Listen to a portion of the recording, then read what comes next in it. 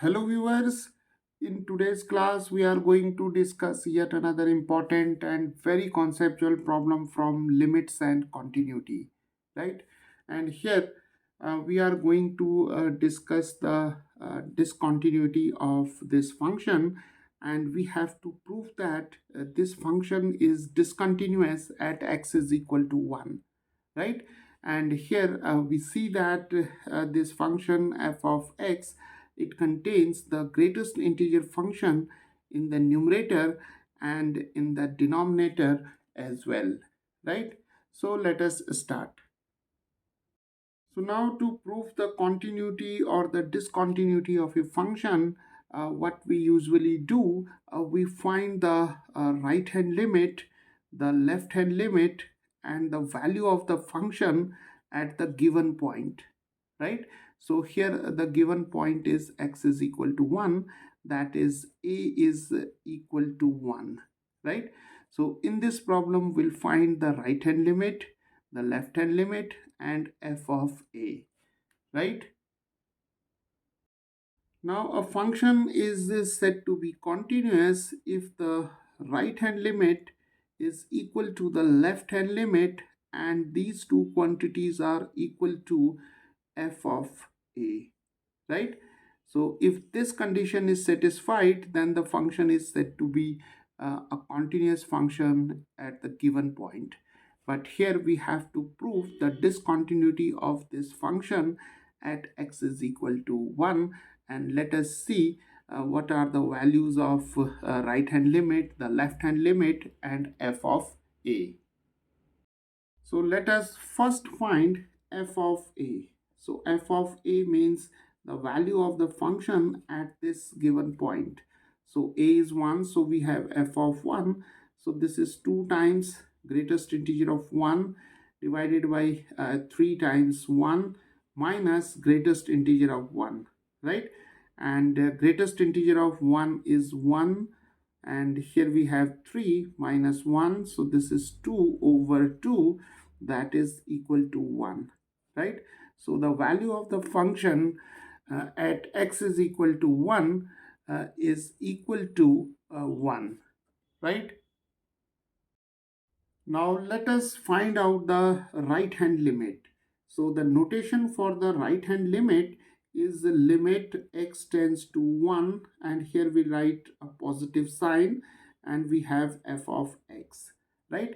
So if we have this number line and here we have x is equal to 1, and when we find the right hand limit, it means we are approaching towards x is equal to 1 from the right of x is equal to 1, right? And here we take a point in the neighborhood of x is equal to 1, which is 1 plus h, right? So here we take x is equal to 1 plus h. So here h is a positive quantity, and moreover h lies between 0 and 1, right? And h is infinitesimally a very small quantity. So now when x tends to 1, then h tends to 0, right? So here we have x is equal to 1 plus h. So this right hand limit can be written in terms of h as the limit h tends to 0, and here we have f of x. So x can be replaced by 1 plus h, right? So now we have limit h tends to 0, and f of 1 plus h can be obtained by replacing x by 1 plus h, right? So we have 2, then we have here greatest integer of 1 plus h divided by 3 times 1 plus h minus greatest integer of x. So here we have greatest integer of 1 plus h, right? Now we have to evaluate this limit. Now see, this expression contains greatest integer function, and whenever we come across with greatest integer function or fractional part function, we cannot directly substitute h is equal to 0 here, right? So what we will do, we'll make use of the definition of greatest integer function. Now see, 1 plus h, let us see this quantity, that is 1 plus h. Now see, h is positive and it lies between 0 and 1, right? So when we add h to 1, then 1 plus h is slightly greater than 1, but it is less than 2, right? So we have this inequality, that is 1 plus h is slightly greater than 1, but it is less than 2. So the greatest integer of 1 plus h, by the definition of greatest integer function, this is equal to 1. So we have limit h tends to 0. Here we have 2 times 1. Here we have 3 plus 3h. Then we have minus 1 here. And this is the limit h tends to 0. This is 2 over 3 minus 1 is 2. So we have 2 plus 3h. Now we can take h is equal to 0 here. So we have 2 over 2 plus 3 times 0. So this is 2 over 2 plus 0. That is 2 over 2. That is 1. Right? So the right hand limit of this function is equal to 1. Now let us find out the left hand limit, right? So left hand limit is defined as limit x tends to 1 minus. So in this case, we'll put a negative sign, and here we have f of x, right?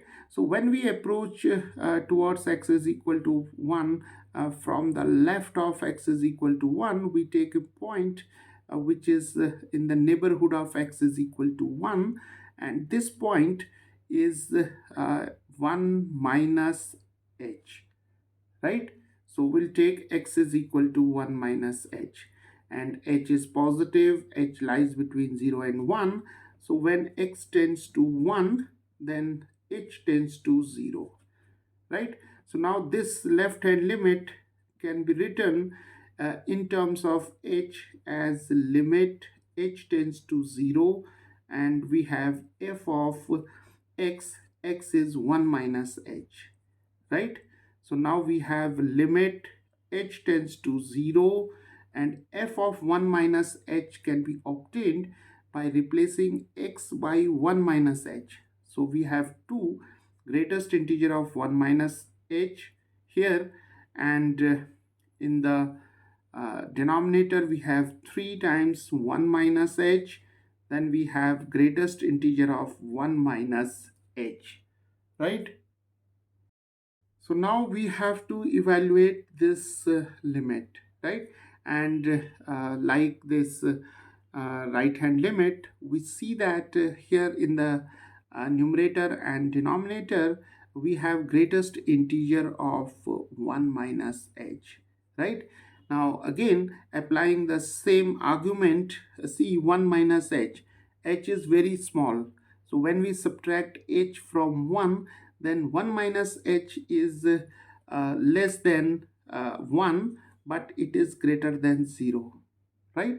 So 1 minus h is slightly less than 1, but it is greater than 0, or in other words, 1 minus h lies between 0 and 1.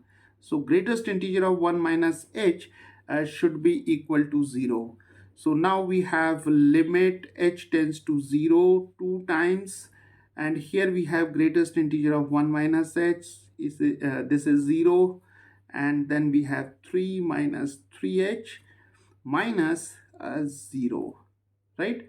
And now we can easily see that the numerator is 0, 2 times 0 0, so the entire limit is equal to 0, right? So the left hand limit of this function when x approaches to 1 is 0, right? So viewers, we have arrived at the conclusion that the right hand limit is not equal to the left hand limit, right? Because 1 is not equal to 0, right?